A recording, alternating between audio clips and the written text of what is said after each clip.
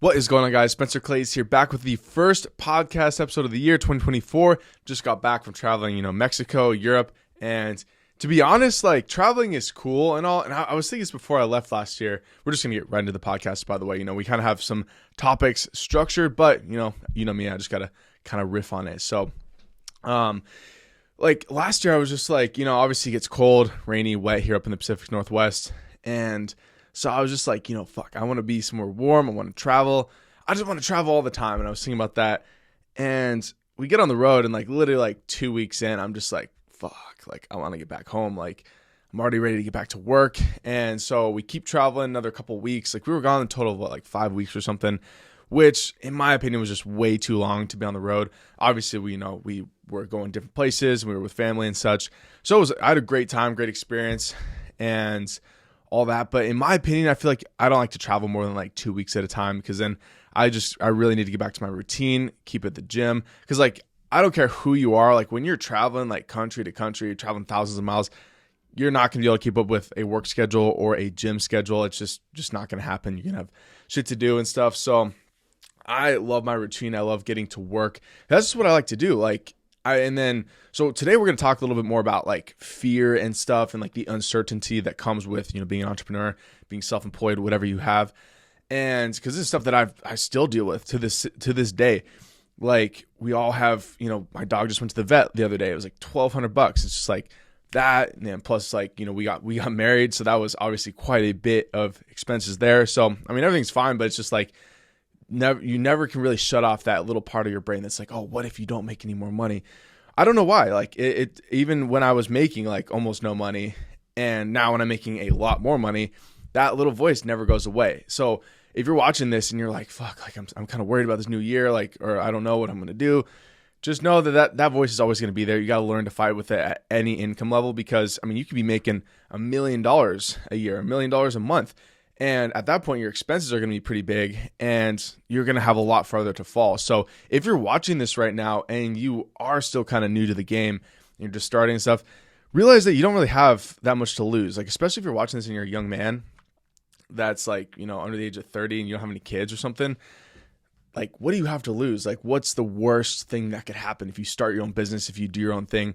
Tim Ferriss talks about this a lot. It's called fear setting. You literally just take out a piece of paper and you write down, what am I afraid of right now? What are the worst things that could happen? So for example, let's go back to money. What's the worst thing that can happen? Okay, I don't have enough money to pay rent, or I don't have enough money to pay the car bill. Okay, maybe you give the car back, you sell the car. Maybe you need to move to a cheaper home. Worst case, what is absolute worst? Maybe you sleep in your car for a bit, or you sleep in your truck, assuming you didn't give both of them away. But I've been there. I've been where I had to sleep in my truck. So I'm not worried about obviously this is completely hypothetical, because I believe it was Mark Twain had a great quote, which is I've had a lot of fear happen in my life. The thing was, none of it ever came to pass, or something like that. I just butchered that quote, but it was something along the lines of I've had a lot of things go wrong. Most of it was in my head, most of the things that we worry about, because think about it right now.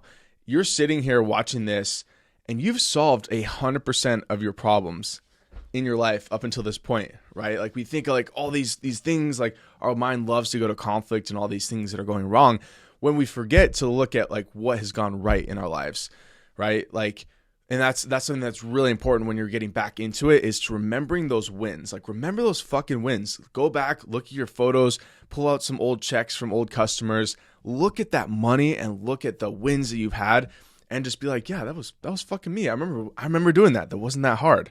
It wasn't that hard. So just remembering those past wins is huge, and it really gets that momentum going. Because taking 5 weeks off for me, I mean, that also just completely derails your momentum. And momentum is literally one of the laws of the universe. Isaac Newton, inertia, an object in motion will keep in motion until another force acts against it. And it's the same thing with people, with your life. If you stop moving forward, if you stop going to the gym, if you stop working, it's going to be that much harder to get started again.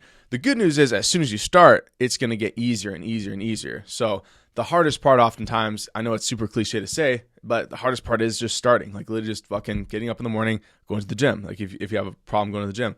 Because even for me, I only went to the gym 3 or 4 times all the month of December, which for me is like a record low. But I wasn't eating like shit. I was drinking a good amount, but just like a little bit of wine, a little bit of beer, nothing crazy. Like I'm not getting pissed drunk. I don't think I got drunk like any time at all. So just drinking a little bit, because that's, I mean, you go to Europe or anywhere else and they just drink a few beers, they drink wine, they don't card you at all.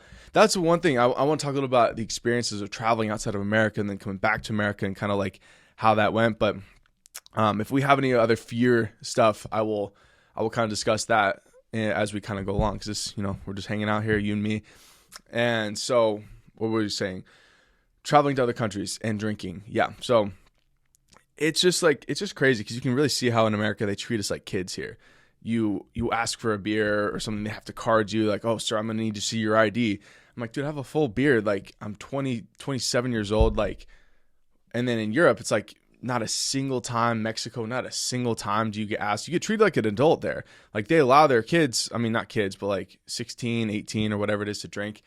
But even still, like, it's just like you can drink there as long as you're responsible with it. Like here in America, they just like automatically treat us like we're all irresponsible little kids. And that just like, that really makes everyone even more irresponsible, like it's like that fucking issue.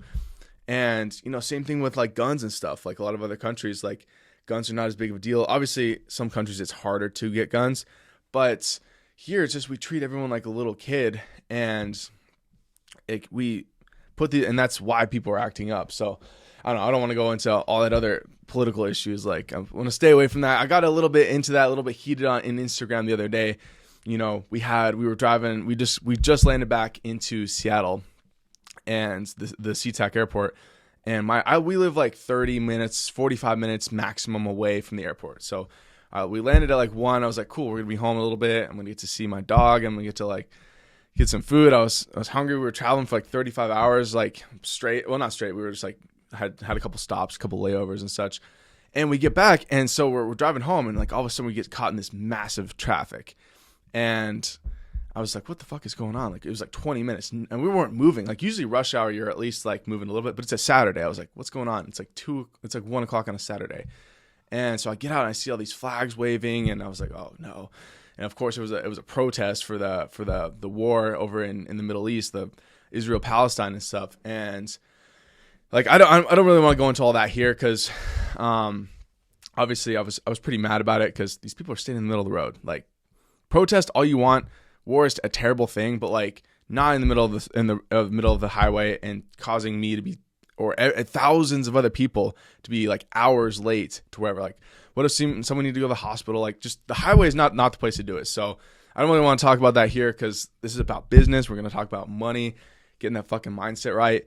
And it's really crazy to see, like, as soon as like, we land in America, it's like all the TVs just goes back to the fear mongering of like all the war or like politics, like elections and all this. And it's just like, it is pure cancer. Like, all that stuff is just designed. It's called fear mongering. It's just literally just designed to get you like in that fearful state. And when you're in that state, it's so much harder to win. And that gives you anxiety. It gives you all these things that they want us to be in. And it's not necessarily like the news is evil per se. Like, I wouldn't say that. I would say it's more of like, that's just what gets clicks. Like, even like running ads for myself and making my own podcasts and posts on social media, negative connotations to like an art to something perform so much better than positive. Like, people would so much rather click on the headline, like, oh, like the Miami Mall, like shots fired. Like, people want to see what happened there, versus like, oh, like someone made some money today, and like here's how to make $100 extra per hour. Like, people want to see the drama. They want to see what's going on. People, that's just how we are as humans. So like, the news just taps into that. They tap into the fear state. And so you just got to be really aware of how that's how we humans naturally operate. We just operate out of fear, and we always want to see what's going on. So you got to train yourself out of it. You got to like, I don't watch the news ever. The only time I ever even see it is at the gym, which something that I hate. I hate that they post it there. I hate that they have the TVs with all this garbage on. Usually they have sports on, which is cool. But when they have like either one, like whether it's Fox or CNN, I don't care which side you're on.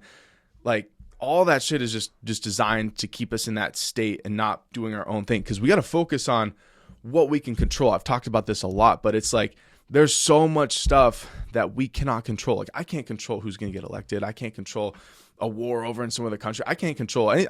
Most people can barely control their own lives, and they have people worrying about all this other stuff. And that's something that's really important to realize, is that you need to focus on you. You need to control yourself, control your own life. And that's not going to come from worrying about all this other stuff. I had another point there, but I lost it, so I'm just going to keep going. I can't remember what it was, but people just want you. They don't want you thinking for yourself. They want you worried. I mean, you just see it. Everyone on all the comments on social media, they're all worried about other people. Like, bro, like, why don't you worry about yourself, dude? Like, as Jesus said, take the log out of your own eye before worrying about the speck in another person's eye. Like, people will just say so much stuff when they themselves, their family life is a wreck. They're fat, they're overweight, they're unhealthy, they're broke, they're poor. Like, the amount of comments I get of people like, oh, you don't make that much money per day or whatnot. They're just like, these people are broke. Or like the protester thing, I got a bunch of negative like messages and stuff, and like I was looking at their bios and stuff, like these guys are overweight, they're like fat or whatever, and they're broke, or they just got no followers at all. They got like 10 followers. I'm just like, okay, so I'm supposed to listen to your opinion, dude? Like, I don't know. People have this need to like get other people to like listen to them. It's this weird thing. And even here, I mean, obviously you could say I'm doing that, I want people to listen to me, but at the same time, I don't really care. Like, I know I'm still living my life either fucking way. I make this free content for you guys to watch and enjoy. If you don't, go somewhere else. This is free. Like, if you don't want to be here, I don't care. So we have my own group of people, my own boys that I have in my inner circle and stuff. And that's awesome. So like, people need to focus more on what they can control. And quick coffee break. I'm going to try and remember that other point. But anyways, let's get into some more business questions. I posted a video yesterday about how to get to 10K per month easy, and just realizing that it's not that hard, guys. Like, we have tons of guys in my group. I got some good questions like, oh, does this work in this country? Does this work for car detailing? Does this work over here? Like, so just realize that like it does not take that much to get any sort of these businesses going. Like, how many customers do you really need? Like, if you're doing a job for $500, you just need 20 jobs in a month. Like 20 little customers with $500 each. That's $10,000 a month, and most of that's profit. Like, until you have employees and stuff, like most of it is profit.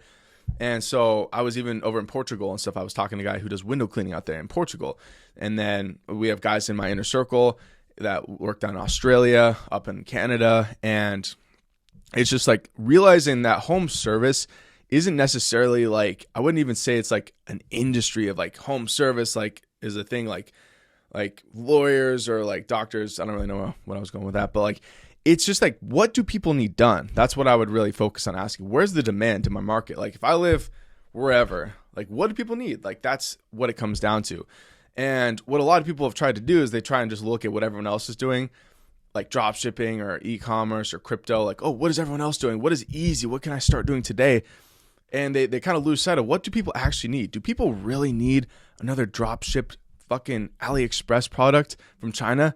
No. Do people really need to be shilling crypto coins and like making another Instagram account that like tags people on Instagram, like, oh, follow this crypto? It's just like, no one needs that. So like, focus on what people need. Like, so if you go to Craigslist or something, go to Facebook pages or Facebook groups. Like you have every little town has a little group, the Kitsap like moms, or like the Bothell Small Business Association or whatever, like all these groups, and you can see what people need. Like, hey, does anyone do this? Does anyone do that? And just finding like that perfect meld of like, imagine a Venn diagram where it's like, on one hand you have what do people need, and then the other side is like, what do you like to do? And in the middle, that's where you get paid. That's where you find the money. So realizing that like, it's not necessarily like home service. Like, you don't have to. And that's another thing that a lot of people, they'll ask me like, oh, roof cleaning, like there's no one that does that in my area. Like, I don't think I could do it here. That's totally fine. You don't need to do roof and gutter cleaning. That's just what I did. I started doing pressure washing. I didn't even know about roof and gutter cleaning until like people after people like were just asking me like, hey, do you do this? I really need this done. And so, my brain automatically just picks that up. It's like, okay, people need this done. Anytime someone talks like that, I remember like every single event, like, because I remember one time I was like, oh, do you know anyone who does pool cleaning? I can't find anyone who does pool cleaning. Get that motor in your brain should be going. Another person's like, oh, do you know anyone who does junk hauling? Like, I can't find anyone who does this. And so get that motor in your brain. You got to recognize where problems are and then just go fill that need. So that is just like, once you start thinking about that, you realize that there is so much unlimited potential in this world. Like, if you can't find a business to start, or if you can't find enough customers, you're kind of saying that, like, hey, the world is perfect, no one needs anything, which is just, until the end of time, people are going to need things done. So whether it's roof cleaning, gutter cleaning, whether it's content like this, like, and I've written books and stuff, people, like, they've told me many times, like, I mean, they haven't told me to, like, write a book, but if I get 15, 20 questions about a single topic, I'm going to write a book about it. I'm going to see, like, okay, people obviously have a need for this content. I'm going to put it out there and, hopefully get paid for it. And just working from that point of, like, solving problems versus, like, trying to react to everything that's just the way to go. So that is pretty much all the content, like, everything that I wanted to cover in today's video. If you guys have any questions, obviously, hit me up in the comments down below this YouTube video. If you're listening to this on Spotify, just go to the YouTube video, go down there. Also, the blog is back to spencerclays.com. So if you want to read some of this stuff more in just like a casual format, just go to spencerclays.com. And yeah, I will see you guys in the next episode. Let's get it, guys. Peace. Thanks for tuning in to the Spencer Clays Show. That's all for now. See you in the next episode. Peace.